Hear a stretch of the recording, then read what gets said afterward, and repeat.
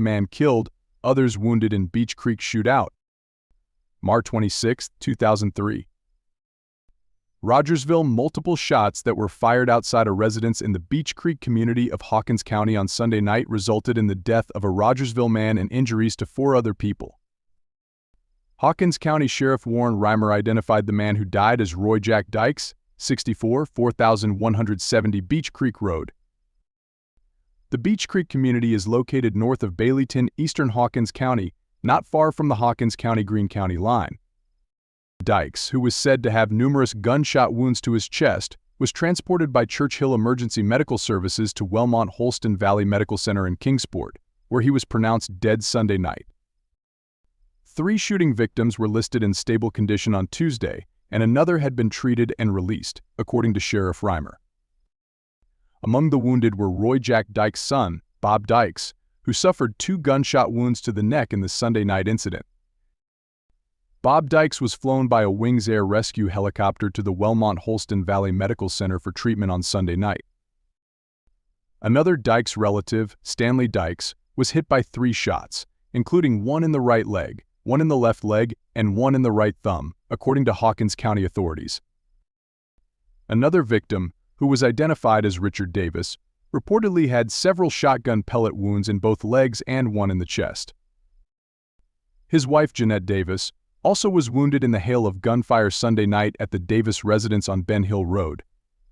Mrs.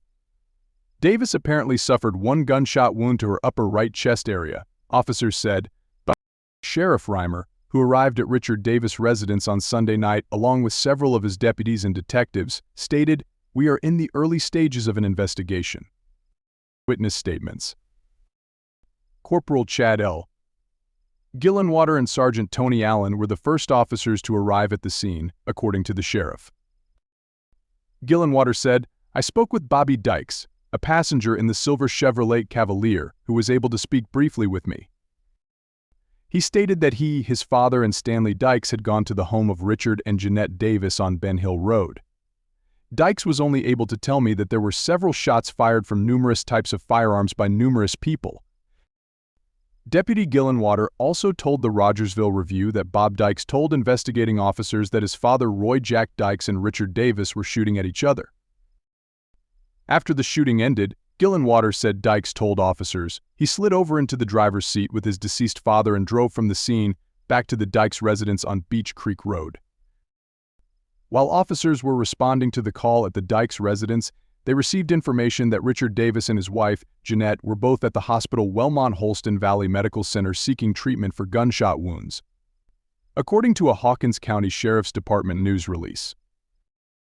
Davis allegedly told Deputy Sheriff Gillenwater the 3 men Roy Jack Dykes, Bob Dykes, and Stanley Dykes had come to his home and an argument had begun.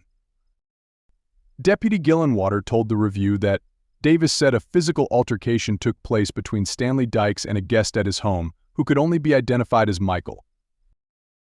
The guest was later identified as Michael Ruth, according to Sheriff's Detective L.T. Allen Kidd. Davis stated he then fired a .32 caliber pistol into the air in an attempt to get Stanley Dykes off of the guest, but Roy Dykes began firing a pistol, and 1 shot struck his wife Jeanette in the upper chest area, Corporal Gillenwater said.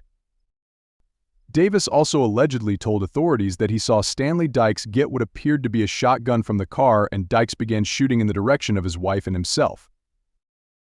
Davis stated once he learned his wife had been shot, he got a 12-gauge shotgun from his home and began firing toward all 3 men, who were also still firing shots, said Gillenwater. Sheriff's Department reports indicated that Stanley Dykes left the scene on foot. But approximately 2 hours later he came to Wellmont-Holston Valley Medical Center for treatment of his wounds, officers said. On Tuesday, Detective Kidd said no charges had been placed and it is not known what the initial argument was about.